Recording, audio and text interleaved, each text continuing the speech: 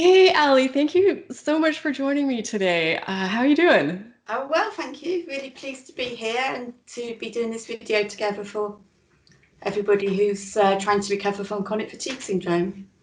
Yeah, we've been talking about doing this for a little while, and it's just a really great opportunity. I'm so grateful that you're donating some of your time and all of the energy, and I know that you put a lot of thought into preparing for this video, and you're taking it very seriously, and you know how much people are struggling. So, yeah, I'm just really grateful for you doing this. And it's wonderful to be able to share your story because not only have you lived with and had a journey with chronic fatigue Mhm. syndrome or ME, CFS, but you've also fully recovered. And that's just Mhm. so incredible to see. So, yeah, so why don't we just dive right in? Okay, yes, sounds good. Take us Yeah. back to how this all started or before it started, whatever is a good starting Well, point for you. so before it started, I was very physically fit. I was doing lots of walking, lots of running, lots of cycling. My holidays were all about trekking, carrying all my camping stuff, and cycling, carrying all my camping stuff. My work situation was difficult though. I was a career coach, which sounds great, except I wasn't a very successful career coach. I was really quite stuck, and I was doing maybe about rather than the 30, 40, 50 hours I needed to do, I was maybe only doing 8 to 10 hours a week. So that part of my life was very quiet, but I was still very physically fit. Okay, so overall, it kind of sounds like things were going well, working, feeling well, active. So, yeah, certainly physically, I was very physically well. Mentally, I was possibly in a trickier space. Okay. Okay. So what happened? Did you start, how did this whole journey with MECFS unfold for you? So I wasn't doing that much, but then I got myself a mentor who had to help with my business. So I started doing more hours. And I thought, well, hang on a sec, that's not right. I'm feeling really tired from a busy day, but not a really busy day. And I talked to my mentor, and he said, "We'll go off and see your doctor, and maybe go and see a nutritionist." And I went to see the doctor, and they went sent off and did all these blood tests. And I went back to see her for the results, and she said, "We can't find anything." And I said, "Oh," and walked away. And I'm like, to this day, thinking, why didn't I push? But I didn't at that time. And it's a whole part of my story, this reluctance. But I did go and see a naturopath. And at that point, I was already on a vegetarian diet, but I just made it very healthy, lots of whole foods, checking all the labels on anything that I bought, hardly any, lots of home cooking, and increased my vegetables and things like that. So that was there and is still there. But it didn't actually make much difference to my energy. Um, I took supplements, they didn't make much difference. So I kind of trundled along for 2 or 3 years more. I did stop the career coaching because it obviously wasn't the right thing for me. And I moved into preschool and after school work, childcare work, which was much better. There was a lot more boundaries. It meant that I could come home and just forget about work. But what was happening, I was coming home from a 3 hour session in the morning and I just sat in my chair and couldn't do anything. I just sat and sat there until I needed to go back to work in the afternoon. So there was definitely fatigue there. It was still very mild at this point. But along the line, so I started childcare, and I also realised that I wanted children. I was 40 at the time, so I was very late to realise this, and it wasn't happening. So my partner and I had a fertility treatment called IUI, which isn't you don't have to take as many tablets as IVF. It's less intrusive, and that treatment failed. And a month later, my symptoms worsened. I started to get lots of side symptoms, such as feeling very woozy, very lightheaded. Um, my vision started to be affected. I really struggled with flickering lights. Uh, I should say that it took me about a year to realise the link between these two things. So I went back Okay. to the doctor this time, and I was a bit more determined this time. And I also knew that there was help at the hospital for chronic fatigue syndrome. I'm not even sure why I even thought it might be that, but I had an inkling. And I went Okay. back, and she said, well, this was 2007 or 8, something like that. And she said, oh, well, I don't know who to refer you to. So she referred me to ended up going to something like the tropical disease clinic at the local Oh, hospital. wow. I was doing bets in my head. I was placing bets. I'm like, I bet I can figure out where she sent her, but that's not what I was thinking. I was thinking like to a psychiatrist, or that seems to be where a lot of us are sent initially when they can't find something physically wrong with us. Okay, Yeah. so So tropical disease unit. All it right. turns out to be, that's what it was called, but it turns Okay. out to be the don't know where to send you kind of clinic. So let's work on Okay. what's going on. So the consultant I saw actually did know about chronic fatigue syndrome, and he also checked the problems with my eyes. And he said after 2 or 3 sessions, he said, yeah, we can't find anything else. We're pretty sure it's that. And That being chronic fatigue chronic syndrome. fatigue syndrome, yeah. Okay. Okay. So they did try to kind of work out what all these side symptoms that I was getting, and I did loads and loads of tests, and they never ever discovered anything for that. They then referred me. I was so picking up all this stuff about nothing can help you. They referred me to a mindfulness cognitive behavioural therapy session, particularly for ME, chronic fatigue syndrome. The other option was the PACE trial. Okay.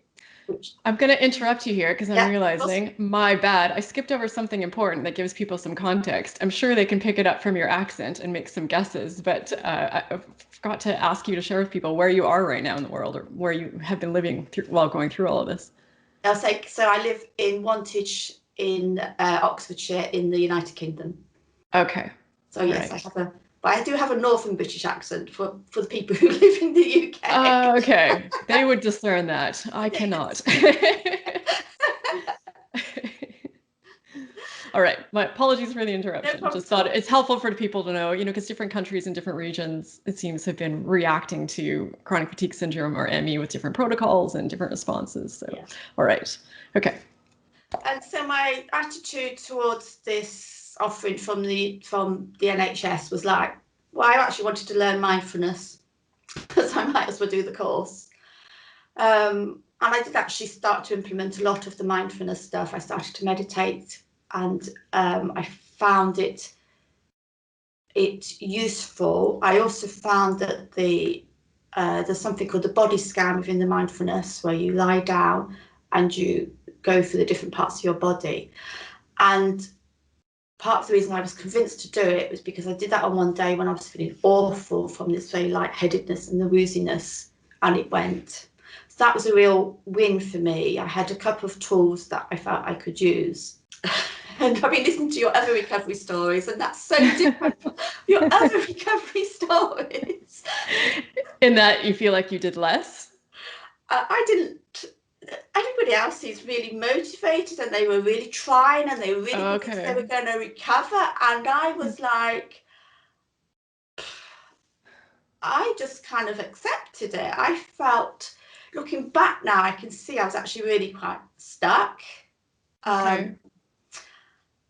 I can remember, I look back and I think, well, I knew about that and I didn't do anything. So one example was I did find a book one day when I was in the library about chronic fatigue syndrome, and the writer was suggesting that you took this particular tablet. It's quite a well-known book. I can't remember the details. And she said this will help. And I thought about it. In the UK, we have to go to our doctors and we have to ask for medication, and if it doesn't follow the guidelines, well, this is what I thought, I'd have too much of a battle. So I just thought I couldn't face that discussion with my doctor, and I just didn't bother. I saw a book about 50 recovery stories on Amazon, and I thought about it but didn't get it.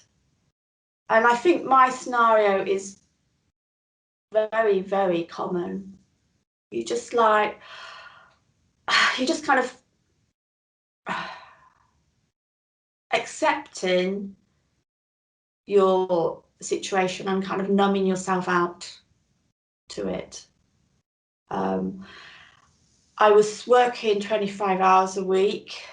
I started resting maybe for 2 half-hour sessions that day. And with that time and the school holidays, I was managing okay. And that was kind of like any fighter spirit that I've now got back wasn't there. And one of the things I want to bring in about is when I got chronic fatigue syndrome, I looked it up. A lot of people said, oh, yes, I had a virus and then I had glandular fever. I didn't have anything like that. So I didn't even know where it come from. And I didn't understand at all what was going on and where it come from until quite close to my recovery, when I found out about the flight freeze response idea, that a lot of the brain retraining, like the gut to the lightning process, the optimal health clue that they talk about, the idea that this instinctive response was, and the terms I use is messed up because I can never remember the technical terms. Messed up works. I think that about covers it. And it made so much sense to me, because by that point I was feeling really wired. I knew that my beliefs and thoughts hadn't changed, but I was finding small things really stressful. So the idea that this flight freeze response was kind of sending and controlling all the rest of my body, which it can do, just fitted with what I was feeling. So that was kind of the first part of my jigsaw. But the second part came around the same time, because I read a blog post by somebody who was a complementary therapist, and she said that everybody she'd helped with ME, chronic fatigue syndrome, had had a trauma 1 to 2 years or 1 to 3 years before the start. And she used trauma in a very loose sense, kind of like you and I might do. So she was talking about something that was really upsetting, something that you were afraid of. And we're going to come on to it, but the 2 times my health deteriorated were both after traumatic incidences. So the first one being when I had this failed treatment, fertility treatment. That was very traumatic for me. And so that bit made sense as well. But then when you look at trauma in a broader view, it also affects your motivation. And my motivation was definitely affected in those first 5 to 7 years when I was just stuck. Yeah, sorry to interrupt. I'm so glad that you brought this up. And Ali, I think you're actually the first person I've talked to that's talked about this openly. And I always get goosebumps during different points of these chats, because it's just, it's really moving to hear people's journeys. And when you said that you imagine a lot of people are in that same boat where they're just, they're not super motivated. They don't know what to try. They're not feeling like anyone's going to support them in any of these things that they do try. And I thought, what, I'm sure that you're right. And it makes sense, because I think we're all socialized to, when you're not feeling well, you go to the doctor. If the doctor doesn't have answers for you or a treatment plan that's going to work, you don't really know what else to do. Most of us aren't brought up to be empowered to take care of our own health or to learn about brain retraining or whatever it is that might end up helping us. And then for the people like yourself, I suspect, I would guess, who had a slower onset, it's kind of like that, that old story we hear about the frog that boils himself to death in the water. It just came on so slowly that if someone had just dropped you in your worst moment, you might have had more of a panic response and like, I need to fix this. Mine came on very fast within a week. So it was like my whole life was taken away like this. So I think it brought up that panic in me. But Yeah, I'm just really glad my long thing here is that you brought that up because I suspect there's a lot of other people that are in that boat. And I imagine it's a bit strange watching some of these interviews and seeing the people who are really like, oh, I tried 87,000 things, and you can start to feel like, well, is there something wrong with me? Like, why didn't I do that?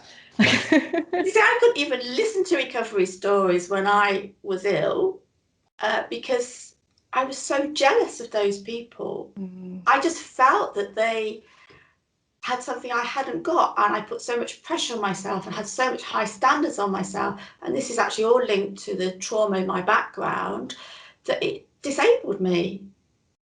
And I don't think I'm the only one. I just want to add in a little bit of science, well, a science study here, because there's yeah, something called the Adverse Childhood Experiences Study, which was done 10, 15, maybe more years ago. And it shows that there's a link between experiences that are adverse, traumatic in our childhood, and chronic illnesses. And that link is quite strong. And the stronger, the higher you score on the questions, hmm, the higher, the stronger the link between the chronic illnesses. And that I thought, oh, okay, that kind of gave.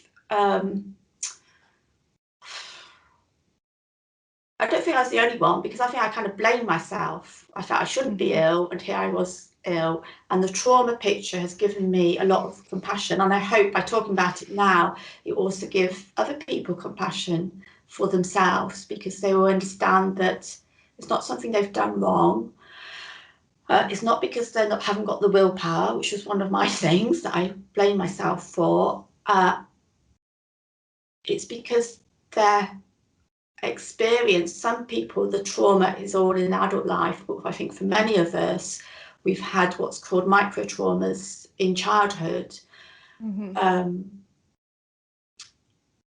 Mine was, I have an extreme severe inner critic, and that was because I was heavily criticised as a child, and that's one part of the trauma. So I think it's important to think about trauma in a broad sense, not as somebody who, it's not just about somebody who's lost a parent as a child. It's not about somebody who's was sexually or physically abused. Hmm.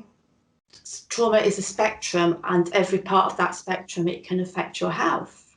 It's really key. And yeah, when I was preparing for this, I thought I'm going to have to talk about this. I really want to talk about it, even though it kind of exposes me a little. It's like a bit Yeah. nerve-wracking.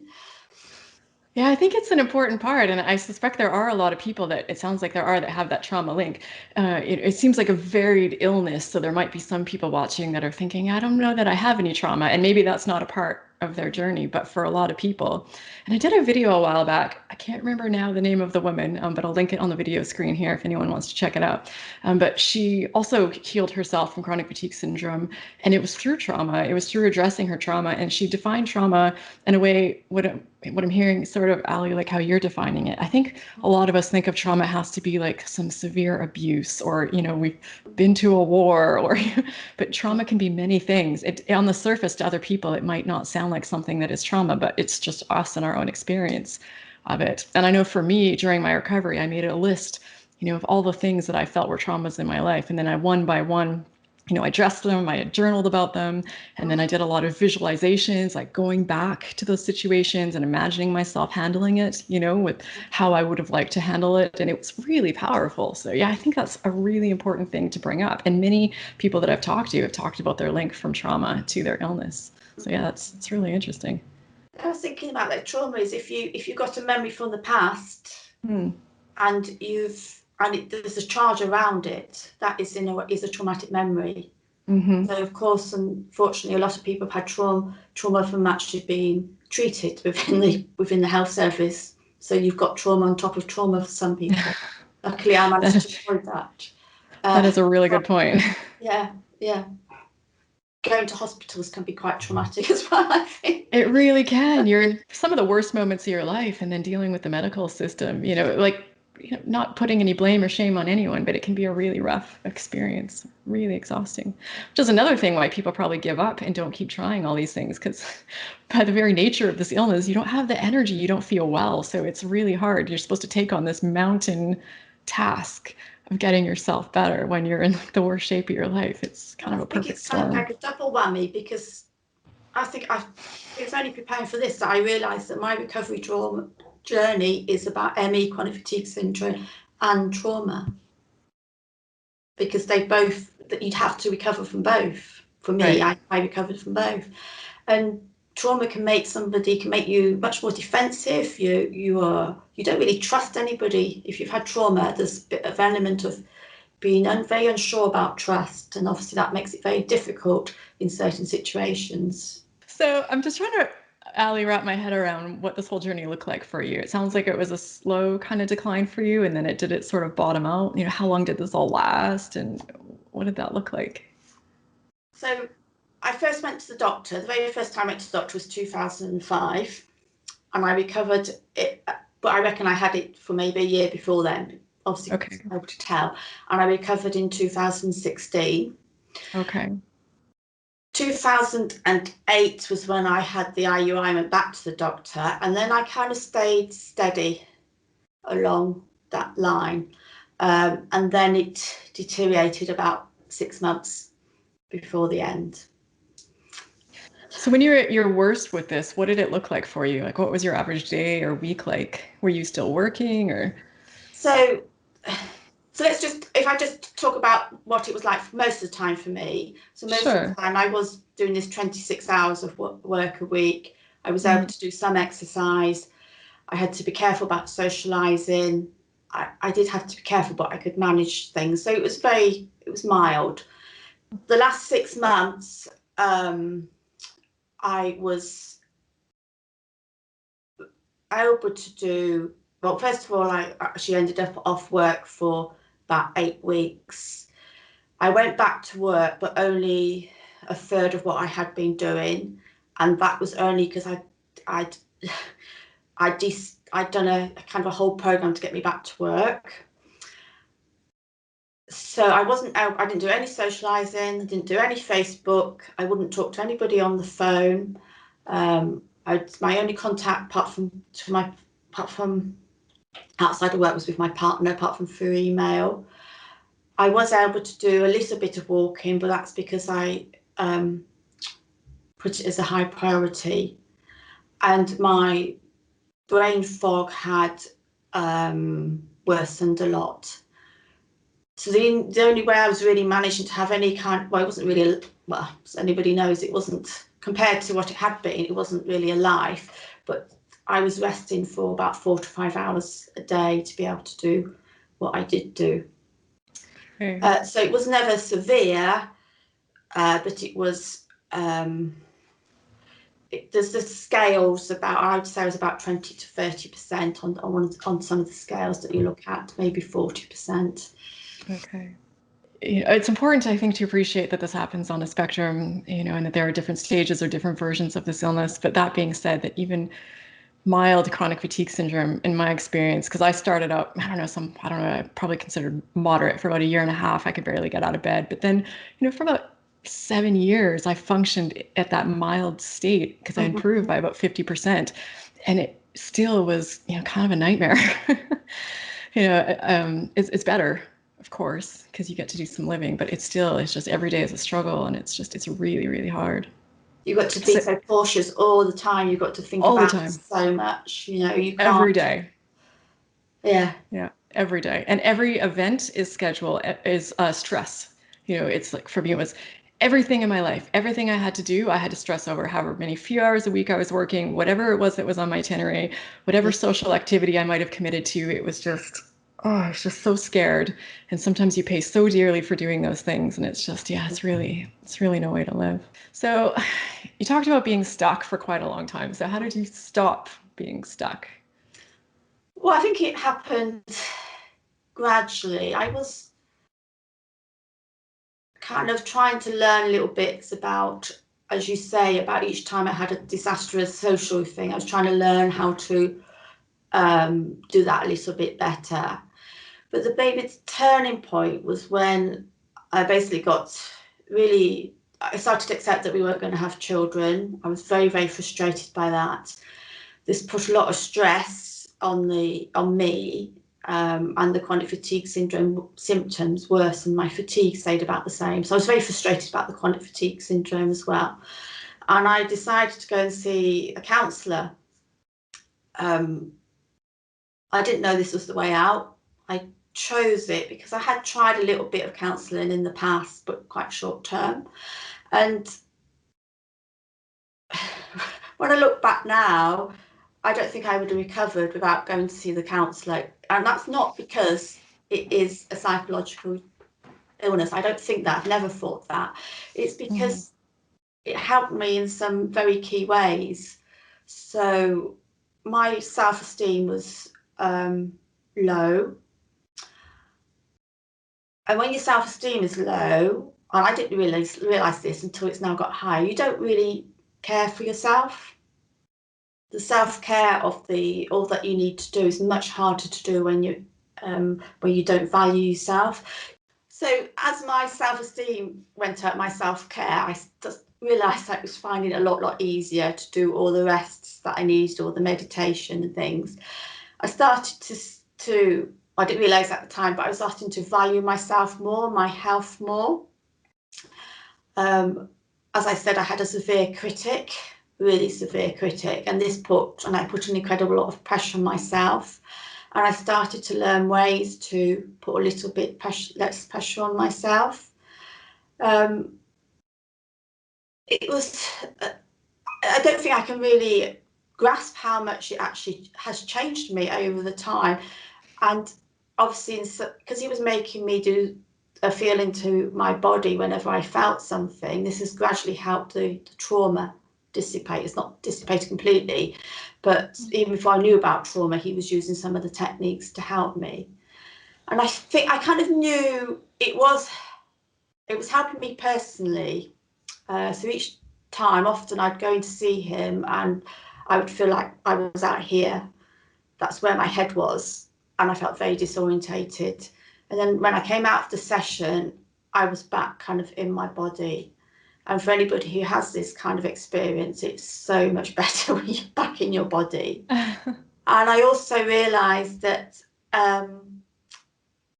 the day after, I felt just a little bit easier, just a little bit tense. Life felt a bit less of a struggle. So I knew that it was kind of helping me in some way or another. Or that day out of 7, just one day out of 7, was worth it. It was worth going for counselling just to have that. What prompted you to start going to the counselor? Where did that motivation come from? I was just so frustrated. Okay. I find frustration, I've realised that I use frustration to get me to do things. Other people talk about using hope, but I tend to use frustration. Forget hope, just get really frustrated. Yeah. So I was just going to hopelessness. Frustration is a real motivator. I never really thought about it that way. I always do feel like hope is the fuel, hope is the biggest driver, but frustration is a pretty powerful one. Yeah. I mean, hope is so far away from me that Yeah. it felt impossible. But I felt things could be a little bit better. And I was so frustrated that I managed to break through any kind of reluctance to go and see somebody about that. It's interesting you're talking about the self-esteem issues too. I hadn't really thought about it in the way that you described it, but I think you're right, because I seriously struggled with self-esteem issues as well around the time that I became sick. And I thought when I look back, like I can think of it in a way like it drove me to take care of myself, but really it wasn't. It just drove me to kind of punish myself, for not being good enough. Like, you need to work out twice a day, 7 days a week. You need to have a really restrictive diet. You need to just be angry and disappointed in yourself all the time. And so, yeah, it's an interesting Did link. you recover from that way? Through counseling? Did you recover having that attitude, or did you have to shift all that? No, I had to shift a lot. Yeah. It was a slow process, though. It was kind of, beaten out of me because I was sick for many years by the time I finally did recover. So, those sort of self-esteem driven perfectionist issues, I couldn't even cater to them even if I wanted to. I wasn't able to exercise. I wasn't able to do any of that stuff. So I kind of just had to let it all go. Yeah. I think the counselling was very good for me because it showed that just slow change when you didn't even really know it was happening. Mm. was really useful. And that's in a way how I think chronic fatigue syndrome recovery can be for people. It's kind of about holding it loosely. Mm-hmm. As you say, not having the driven, I've got to get it right, I've got to exercise, I've got to take all the Yeah. supplements. There was a real shift for me over that time, which I'm not sure I can even express in terms of away from being very goal orientated to much more being focused on the moment. And that's something that really helped. Yeah, that's a good point. And when I first attacked my recovery, that first about year and a half, I went really hardcore on it and, just did everything under the sun. And I sort of attacked it in the same way I used to attack exercise and diet and all of Yeah. that, Yeah. in this very like feeling like I'm being like the best student or the best patient ever because I'm doing everything to the letter. But I was so stressed out the entire time. So hard on myself. And so it really probably wouldn't have mattered. Some of those things might have had the potential to do more good, but because of my state of mind and my stress levels and that constant fight or flight mode that I was in, it was Yeah. not good. Yeah. But anyways, so you went to the counseling and it sounds like that, and the confidence built. So what did that lead you to? How did you start to make recovery strides? Well, it actually led me to what felt like a disaster at the time because in about April, May 2016, my elderly parents needed to move. And I thought I was doing a bit okay at this point. So I offered to help my family, my brother, my sister. And and then even as early as June, there were signs that it wasn't a good idea. I would go to their house, which is in Lincolnshire. It was in Lincolnshire. It was about 2 to 3 hours away. Go there for a weekend, and I'd just be driven to help them sort out the house because they weren't capable. So I was falling back into my old patterns. By the August, I was starting to get more signs, but I just kept going down. I felt I couldn't negotiate and say, no, I can't do that. They were going to move on something like the 10th of October. And I was supposed to go and help them. The day before, at that point, I was able to cycle to work. It's only a 10-minute journey. On the way home from work, it's downhill. So it's normally, you just get on the bike and there's a bit of flat and it's fine. I really struggled to get to cycle that route home. And when I woke up the next morning, I thought I can't keep going. And suddenly all the stress that I'd been experiencing over the last 3 or 4 months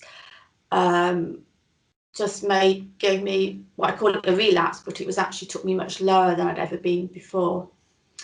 So it was like incredibly hard, as you say, when you lose what feels like your life overnight. It's like so tough.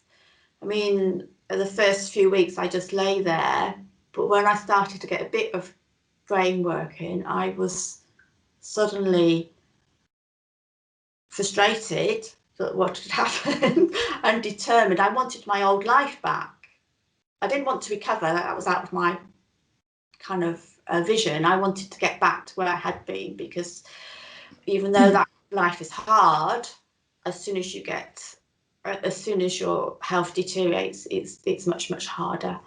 And so I started to, and I didn't know really what to do, but I did know that stress had got me into the problem when I had it had to be simple because of the brain fog. I had a very simple philosophy. Well, the opposite of stress will hopefully get me out. So I did all that I could to kind of create what I didn't even think of at this time, to create a healing environment. I was resting an incredible amount, but I was resting, getting up, really, really pacing myself. I was doing meditation. I was going for very gentle walks. I was being outside. I was setting up all these boundaries, which said, well, you might want to talk to me on the phone, but that's not right for me. So suddenly I was able to set the boundaries. Suddenly I was kind of putting my health as the number one priority. So in the past, I might have kind of struggled and said, okay, well, I'll do the washing, Gary. I just didn't do it. I didn't even talk about it with Gary, my other half. I knew he wanted me to be better. So suddenly that dilemma, which a lot of us face, that, you think, oh, I really should try because it's hard for him. It was like, I need to focus on my health. And I started to actually go back and look on the internet because I hadn't looked for years about what could help. And I found different things to help. So like the gut program, which I talked about in terms of the fight, flight, freeze response. There's a very good website called CFIDS, which is a self-help website set up by somebody called Bruce Campbell, who had recovered. But the whole philosophy of that website is about improving. And of course, this was comfortable for me. So I spent a long time reading up all the different suggestions about taking nano steps, about experimenting each week. I started to sit down and reflect. I did an activity log. And one example of my things that changed, I tried to do, when I'd had my help before from the NHS, I had been given an activity log and I couldn't do it. I found it my critic was so strong about it. Well, now I could do it, and that was obviously help because I now had information about how the days were going. But more importantly than the activity log is I'd sit down and reflect. I'd think, okay, am I ready to add anything in? How stressed have I been this week? So I was taking lots and lots of little steps, and I was getting some improvement. And then, but I was plateauing really, which I was getting frustrated about.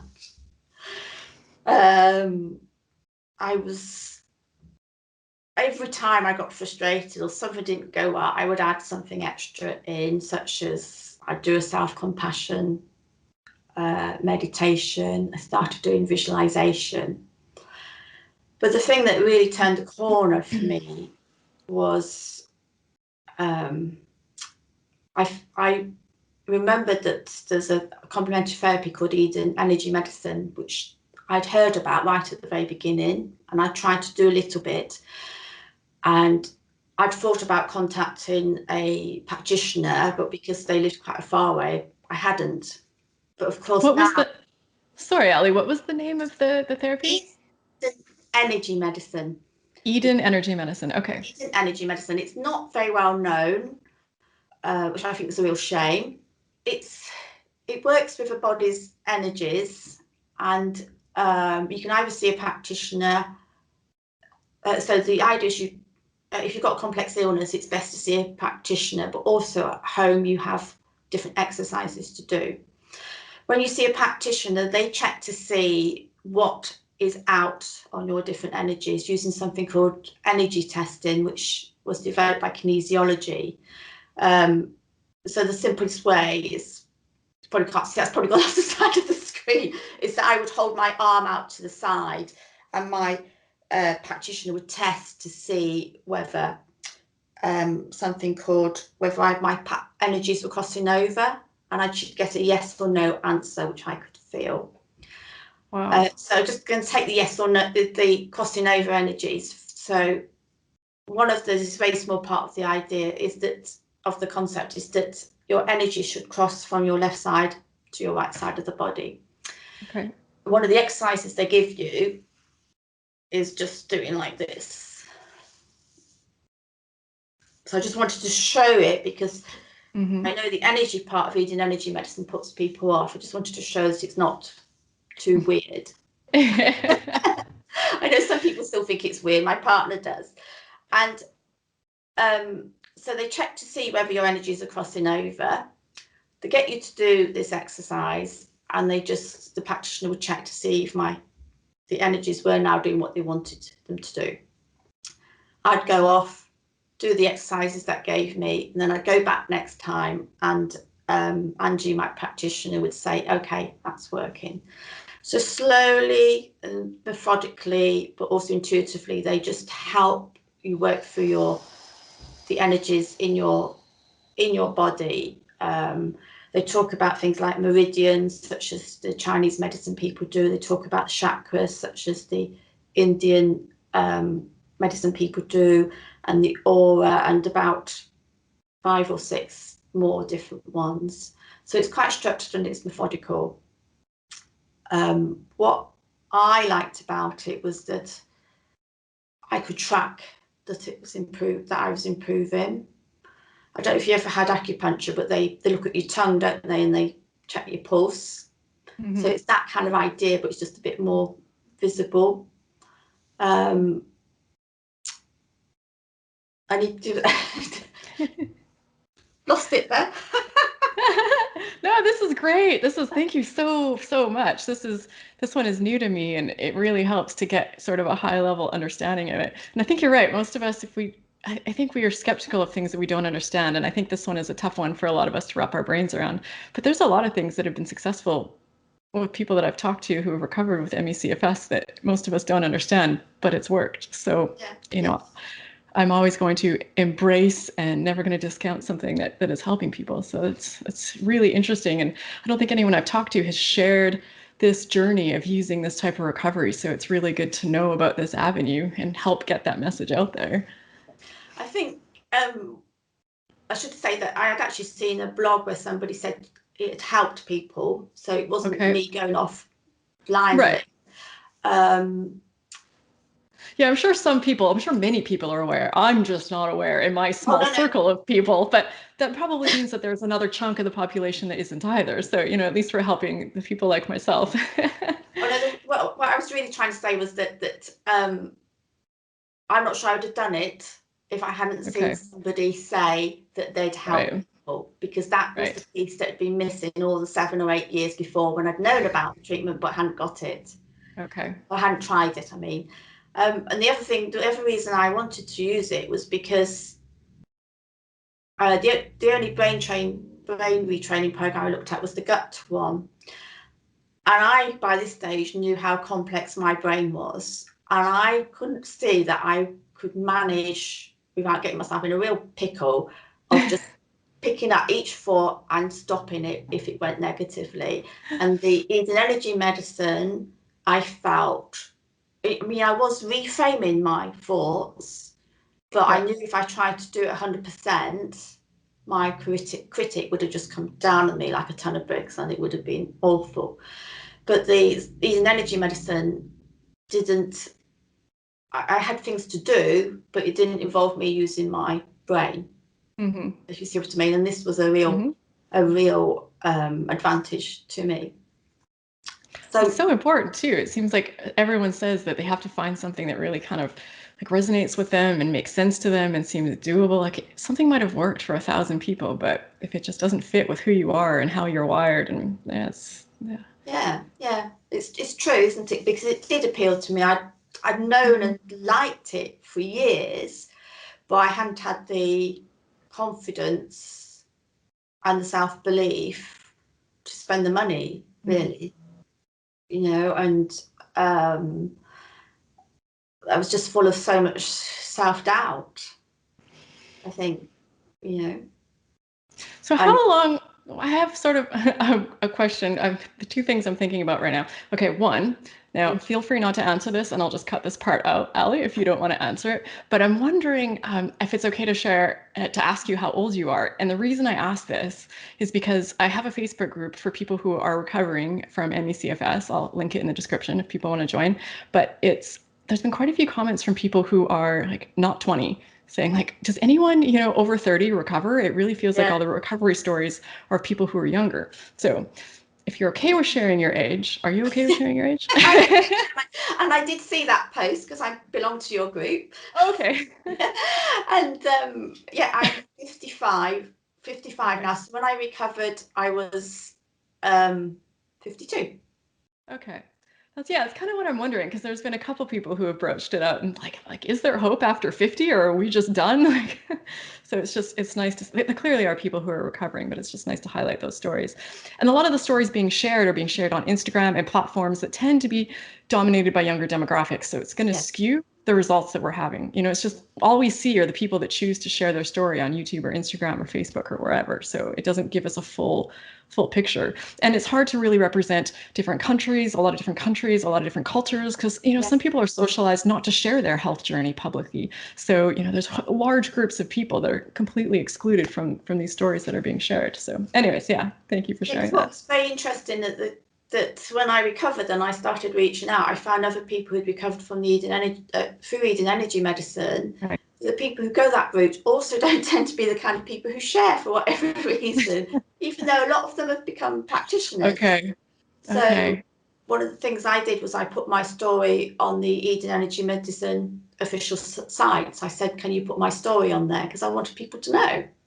Yeah. I think that's so great. It's really, Yes. really powerful. I wonder if people are less likely to share, because I've heard a few people say that there's reluctance for people to share, the method that they used. Some people, whether it's things like the lightning process or graded exercise therapy. And I wonder if it's because some people are met with skepticism or even anger sometimes. So they're like, I'm just not going to put that out there. I don't know. I don't know what makes some people more prone to share than others. And perhaps the energy medicine, if some people are skeptical about this, they're like, okay, I don't even want to go out in the world and have to defend my life and my healing journey. Once you've recovered, why not just go off and enjoy Yeah. life? Yeah. Yeah. I guess even if people aren't going to give you any pushback, it's just most people probably just want to get on with their lives. Yeah. Yeah.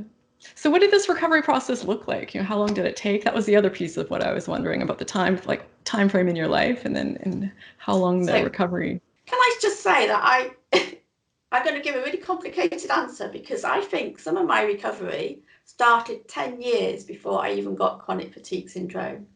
Okay. And the reason I'm I say intrigued. that is because in my mid-20s was the first time I realised that I had problems with my self-esteem, and it was the first time I realised that I could change my beliefs. And if I hadn't had that piece, I'm not sure if all the other pieces would have happened. Does that make sense? It does. It sounds like, like the foundation, you couldn't go up from there. It's been a bit of a building block piece. So without that first step or that first phase. And there are other bits along the line there because because I was running, I was going to see a doctor, and the doctors were awful about running injuries at that time. And so I broke through that barrier of believing the doctor, or kind of half broke through it. So in some ways, my recovery journey, if I go back to my mid 20s, took just less than 30 years. Do you see what I mean? Mm-hmm. Yeah. But when I had the chronic fatigue syndrome, I had it for about 12, 13 years. And I was doing things under the surface, but the actual bit where I really, really focused on recovery was actually only 6 months. Okay. But that, in some ways, gives people the wrong impression. Right.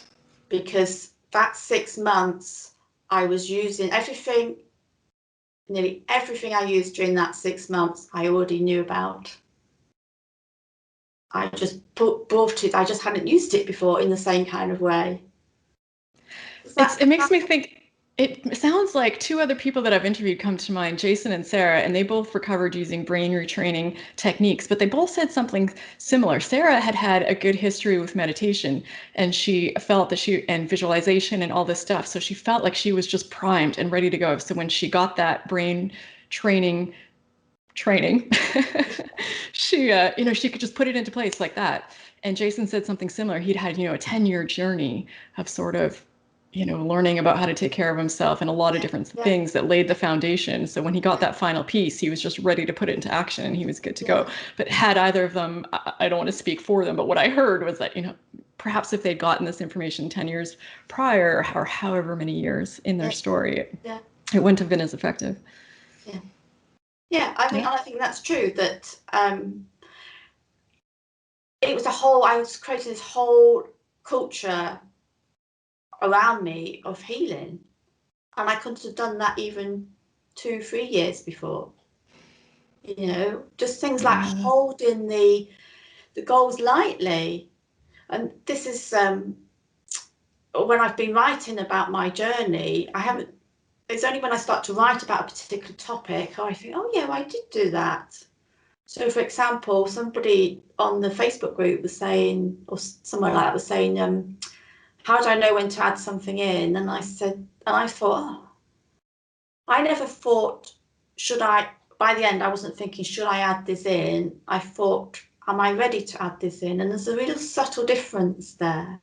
Okay. Because, like, one is a bit of a pressure to keep adding stuff in, and the other one is, how am I doing right now in this moment? And it's really focused on that rather than there's this, there's that, there's this, there's that, there's that. And it's overwhelming, isn't it, really? All those different things you could do. Oh, yeah. You know, and it was like. So what did it feel like after you said 12 or 13 years, Ali, of Oh, struggling with this, like to finally be past it? What was that like? oh, I was euphoric. It actually happened. We went, oh, this is another piece. I'd had 4 sessions. I wasn't sure whether it was working or not. We went on holiday, and I kind of knew I was able to do a bit more walking than normal, but I thought that was just because of the atmosphere. And it was only when we came back, I thought, I feel different. And my partner just looked at me, and my boss just looked at me, and I thought, I do feel different. And I started doing more, and I thought, nothing's happening. And within, I can't remember how long it took me, maybe it took me only 10 days to start running again. But everything I tried, I couldn't fall over. And this was like, it's like, feels like a miracle, doesn't it? You know, because It all those does. times when you have fallen over. Mm-hmm. So it was, some of the best. Those 2 to 3 months were some of the best 2 to 3 months of my life, really. You know, it was great. I had a back to health party, you know, cooking all this fantastic Lebanese meal for all my friends, and just trying different things. It was lovely. That's You know, I've incredible. been running, I've done trekking, which I hadn't done for 17 years. I've been cycle touring, carrying all my stuff. It's like, it's unbelievable, really. It's just thinking about it kind of moves me, you know, because you're giving back, you're giving your life back. Yeah, that's. I, I still tear up to this day sometimes. I'll just have a really busy day or a really fun day, or I'll go do something really physical and I'll just be laying in bed at the end of the day, just processing my day. And I tear up with just gratitude and, goosebumps. I'm like, wow, like, look what I can do. Look what I can do. Yeah. It's, yeah, I'm so happy for you. Well, thank you for sharing all of this. As always, if you've seen, I think you have seen some of my other interviews, I always like to wrap up with kind of like what you've taken away from all of this, what you might tell other people who are currently facing this, any advice you might have. It's so difficult, isn't it? Because in some ways I could say, oh, do this, do that, or the other. But I think if I think back to where I was, I think I just would like people, well, I just like to know that, to just feel a bit of compassion for themselves, to know as much as they can, because I know it's so difficult, to know that they're doing as well as they can within their situation, within what's going on, within if they've got trauma, within that, in terms of just to feel a bit of love, self-love if they can, and to know that just by now and again, doesn't have to be big stuff, just looking for one thing that can help them, help how they are, not just the chronic fatigue syndrome, but how they are emotionally and mentally. Um, and I just would want to wish them all luck on this complex journey, this multifaceted kind of 1,000-piece jigsaw. It's not going to happen overnight, but just going in the right direction. Let's hope that many of you listening get there. I just love that. That's why I'm doing this interview, so people can hear what those of us who've had the gift of recovering. We're kind of. I'd love it if you feel we're calling you on. We're calling you on. We're believing in you. That's what I'd love people to hear. You're going to get me going now. I cannot think of. Thank you. I cannot think of a better message to put out into the world. I think that was just perfect. Thank you, Ali. It's such a rough road. It is such a tough road. And yeah, it's just people really need to be compassionate with themselves and take it So easy. And for them, but yeah, if they can, if they yeah, can just hear when somebody says, when somebody sends them a bit of love, if they can just take that in them, inside of them. yeah. So you have a blog now, right? That you have been Yes. tracking your journey. Can you tell us a bit about that? Well, it was a shock for me to recover, and I wanted people to know that it was possible, and I wanted Yeah. people to know about Eden energy medicine. So I decided to set up the blog, and since then it's kind of evolved because, as I said, I was only starting to like the counselling bit that we've talked about today. I haven't even written about that yet. So there's lots and lots of practical advice on the blog, but there's also this kind of the hidden side, which I think is as important. I called the blog Living an Everyday Kind of Life. And the reason I chose that was because at that time when I recovered, I felt when I went into ME, chronic fatigue syndrome, I felt I needed to be Superwoman. And I wanted to be reminded every time I looked at my blog that the way I recovered was being the complete opposite of Superwoman, was just by trying to live a normal, it's not normal, that's the wrong kind of word, but trying not to strive. So it's called Living an Everyday Kind of Life. The web address, let's hope I get this right, is something like everydaykinoflife.wordpress.com. Okay. I'm very happy to be contacted either through the website or through any comments here. Very happy to reply to the if anybody's got any questions. Wonderful. Thank you. Thank you so much. And yes, as always, looking forward to what people's thoughts and reactions to this. It's always so interesting to see the discussion that comes out of this and the parts that resonate and what people take away from it. So yeah, if you're watching, if you could put in the comments just something that stood out to you or something that is parallels your own experience. It's yeah, let's just keep the conversation going and keep working on this together. And for people watching, if there are any of you who have a recovery story or something about your journey that you'd like to share, you can always reach out to me. My contact information is in the video description. So, Ali, thank you. A million times over, thank you. This was amazing. I cannot overstate how incredible everything that you shared was. I just think it's so valuable and so awesome. And you were so really, I felt very vulnerable and raw and honest about your journey, which is just wonderful. So thank you. And thank you to you for doing all that you do. Yeah, it's absolutely my pleasure. So yeah, that's it. That's it for today. Thanks to everyone watching. Thanks again, Ali. Thank you. And yeah, whatever you're facing, hang in there. One day at a time, you'll get there. Take care, everyone. Okay.